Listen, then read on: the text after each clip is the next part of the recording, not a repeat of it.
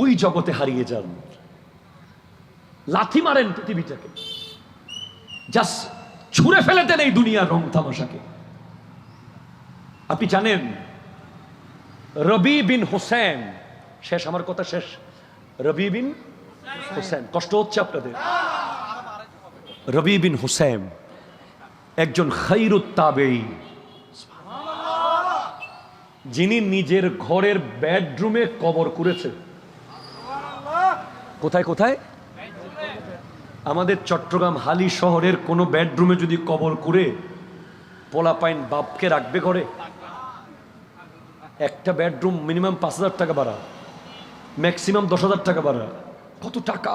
আরে টাকা।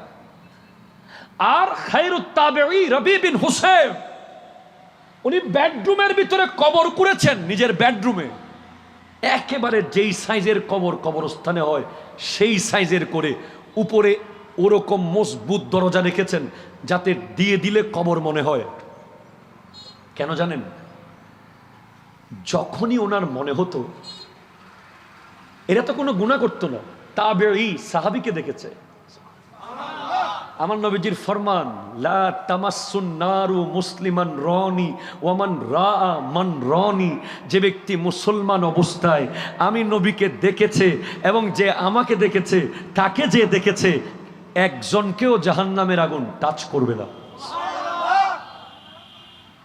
এরপরেও কত সিরিয়াস ছিলেন আল্লাহর ব্যাপারে, আখিরাতের ব্যাপারে কত সতর্ক হলে কবর করেছেন। কবর যখনই মনে হতো আমি নামাজে বোধহয় 1 সেকেন্ড দেরি করে ফেলেছি, আমি বোধহয় আজকে আল্লাহর ধ্যান থেকে একটু সরে গিয়েছি, তখন উনি ওই কবরের ভিতরে ঢুকে যেতেন।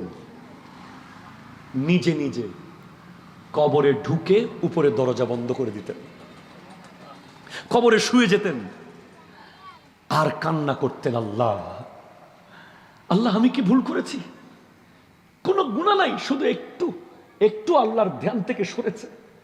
আল্লাহ আমি তো ভুল করে ফেলেছি, আল্লাহ আমি কবরে কেমনে থাকবো? আল্লাহ, অনেক কান্না, অনেক কান্না, অনেক কান্না, অনেক কান্না। এক পর্যায়ে মনে হতো চোখের পানি বোধহয় শেষ। এরপর কবর থেকে উঠতেন, উঠে নিজেকে নিজে বলতেন, রবি এইবার তুমি শেষবারের মতো কবর থেকে উঠতে পেরেছ, পরের বার তুমি আর কবর থেকে উঠতে পারবে না। হাই হাই হাই, কি অবস্থা হবে আমাদের, কি অবস্থা হবে! এক পর্যায়ে ওনাকে প্রশ্ন করা হয়েছে, কোন জিনিস তোমাকে কবরের প্রতি এত আকর্ষণ করেছে? কি দেখে তুমি এত কবরের ভয় তোমার ভিতরে ঢুকে গেছে? উনি বলছেন, কামারের ভাট্টি, কামারের ভাট্টি, কামার। আমি কামারকে দেখে জীবন পাল্টে ফেলেছি। কি দেখেছো তুমি কামারের দোকানে? কামারকে আমি দেখেছি লোহা, মোটা মোটা লোহা 30 মিনিট আগুনে পুড়িয়ে বাঁকা করে ফেলছে। শক্ত শক্ত লোহা, যেটা ভাঙা যাবে না, যেটা ছেঁড়া যাবে না, ওটাকে আগুনে দিয়েছে, দুনিয়ার আগুন, দুনিয়ার চোলায় ঢুকিয়ে দিয়েছে, ওটা গলে গিয়েছে। আর আমার চামড়া তো অনেক নরম। দুনিয়ার আগুনের চেয়ে জাহান্নামের আগুন তো 70,000 গুণ বেশি ভয়ানক। আমার এই চামড়া আমি জাহান্নামের আগুনে কিভাবে পুড়তে দেব? আমি কিভাবে সহ্য করব? সে আগুনকে আমি কিভাবে মেনে নেব? আমি হাদিসে পেয়েছি 3000 বছর ধরে জ্বলছে জাহান্নাম, 3000 বছর। যতই মজবুত দেয়াল আপনি দেন, 1 ঘন্টা আগুন জ্বললে দেয়াল তছনছ হয়ে যাবে। যেখানে লোহা গলে গিয়ে শেষ হয়ে যাচ্ছে, সেখানে জাহান্নামের আগুন 3000 বছর ধরে জ্বলছে। 1000 বছর জ্বলতে জ্বলতে লাল হয়েছে, 1000 বছর জ্বলতে জ্বলতে সাদা হয়েছে, 1000 বছর জ্বলতে জ্বলতে কালো হয়েছে। সহিহ হাদিস, সহিহ হাদিস, সহিহ হাদিস। ওই কালোর উপরে এখন জাহান্নামের গেটের দারোয়ান মালিক ফেরেশতার চোখের ব্রু এটা হলো পুলসিরাত। আপনি ভুলে গেছেন কিভাবে? আপনি কাফনের কথা কিভাবে ভুলে গেছেন? এই 10 কোটি টাকার বিল্ডিং দাঁড়িয়ে থাকবে জায়গায়, মাত্র 1200 টাকার মাল লাগবে আপনার জন্য। কাফন, জাফরান, সুরমা, আতর, কাফুর, গামছা, সাবান। কথা কর না ঠিক? খুব ভালো ব্র্যান্ডের নিলে 1200 টাকা, সর্বোচ্চ 1500 টাকা। আর ওই দোকানদাররা ভালো ব্র্যান্ড বানায় না কাফনের, টি শার্টের ভালো ভালো ব্র্যান্ড বানায়, জুতারও ব্র্যান্ড আছে, 300 টাকারও পাবেন, 3000 টাকারও। কাফন কিন্তু সেরকম করে না। কেন জানেন?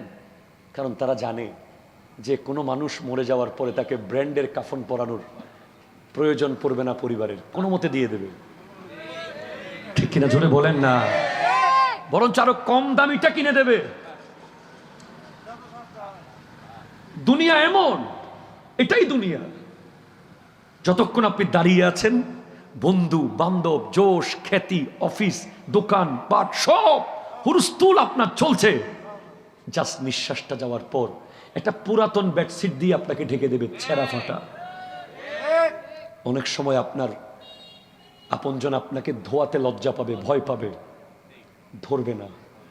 ওই মসজিদের মুয়াজ্জিনকে ডাকবে, যাকে কোনোদিন ভালো করে বেতন দেন নাই, ভালো খাবার নাই, সেই শেষ বিদায়ের সাথী।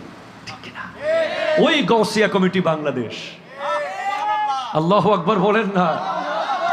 আমিও আমি আমি আমি গাউসিয়া কমিটি বাংলাদেশকে একটা কারণে ভালোবাসি। আমার ছেলে আমি মরার পরে লন্ডন থাকুক, আমেরিকা থাকুক, যেখানেই থাকবে থাক, আমার লাশ পৃথিবীর যেখানেই পড়ে থাকবে, গাউসিয়া কমিটি যদি খবর পায়, আমি বিশ্বাস করি আমার লাশ তারা তুলে আনবে, এনে দুলার মতো সাজিয়ে আমার লাশ তারা দাফন করবে। ভাই, কয়েকটা কথা বলে যাই, ওয়াজ শেষ করতে পারবো না, অনেক গভীরে ঢুকে গিয়েছি, ওখান থেকে ফিরে আসা সম্ভব না। আজকে দুই একটা জিনিস বলে যাই। 1 নম্বর আমল, ছেলে আছে না আপনাদের? যার যার ছেলে মেয়ে আছে, সূরা ফাতিহাটা হুজুরকে দিয়ে না শিখিয়ে নিজে শিখে ছেলেকে শিখাবেন। পারবেন না? ধরেন আপনার ছেলেকে আপনি শিখাবেন সূরা ফাতিহা, বাকিগুলো হুজুর শিখাক। এটা একটা টেকনিক। কেন? যতদিন আপনার ছেলে নামাজ পড়বে, সূরা ফাতিহা পড়বে, প্রত্যেকবার আপনার কবরে সওয়াব ঢুকবে। কি কি করলে কবরে শান্তিতে থাকবেন সেই প্ল্যান বানান। দোয়া করিয়েন, দোয়া করিয়েন ভাই, দোয়া করিয়েন হুজুর, দোয়া করিয়েন। দোয়ার ফ্যাক্টরি করেন। কোন এলাকায় টিউবওয়েল নাই, টিউবওয়েল বসিয়ে দেন। কোন এলাকায় পুকুরে ঘাট নাই, ঘাট দিয়ে দেন। কোন গরিবের মেয়ের বিয়ে হচ্ছে না, গোপনে গিয়ে বিয়ে করিয়ে দেন। কোন ঘরের মধ্যে খাবার নাই, গোপনে গিয়ে চালের বস্তা দিয়ে দেন। দোয়ার ফ্যাক্টরি, দোয়ার ফ্যাক্টরি। হ্যাঁ, আরেকটা ব্যাপার বলে যাই, দোয়া কবুল হয় না, এত দোয়া করি, এত দোয়া কেন? দোয়া হলো আসমানের চাবি।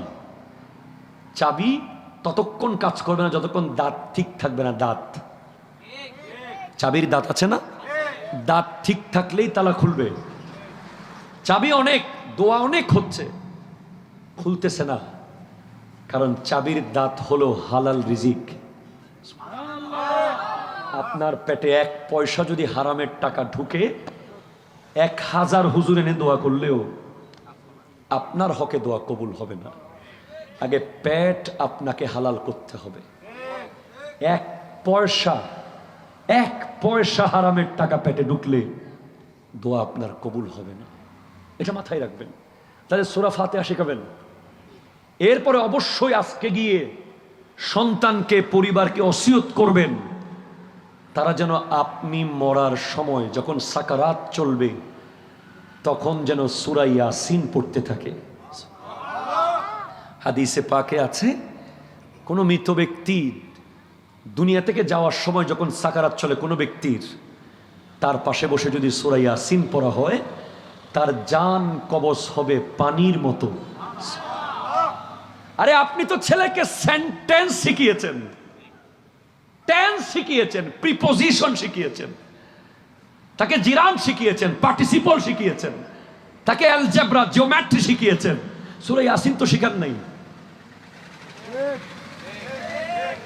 কথা বলেন না। সূরা ইয়াসিন যে শেখাবে তাকে 300 টাকা দিতে খবর হয়ে গেছে, আর যে ইংলিশ গ্রামার আর অঙ্ক পড়াবে তার জন্য স্পেশাল। দেন কোনো অসুবিধা নেই।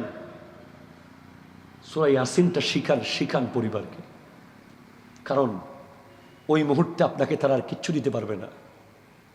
যখন আপনি যেতে থাকবেন দুনিয়া থেকে, জানটা যখন কবজ করবে আজরাইল আলাইহিস সালাম, তখন পরিবার আপনার পাশে বসে যদি আপনার ছেলেটা সূরা ইয়াসিন পড়তে থাকে, আপনার জান কবজ হবে অত্যন্ত আরামে। আমাদের বাবারা আমাদেরকে আলেম বানিয়েছে এজন্য, অন্য কোনো উদ্দেশ্যে নয় যে আমি মরার সময় আমার ছেলেটা পাশে বসে বসে কোরআন শরীফ পড়বে, জানাজার নামাজটা পড়াবে। আপনি 10টা মাস্টার্স করেছেন, জানাজার দোয়া জানেন না, আমি আপনাকে শিক্ষিত বলতে পারবো না।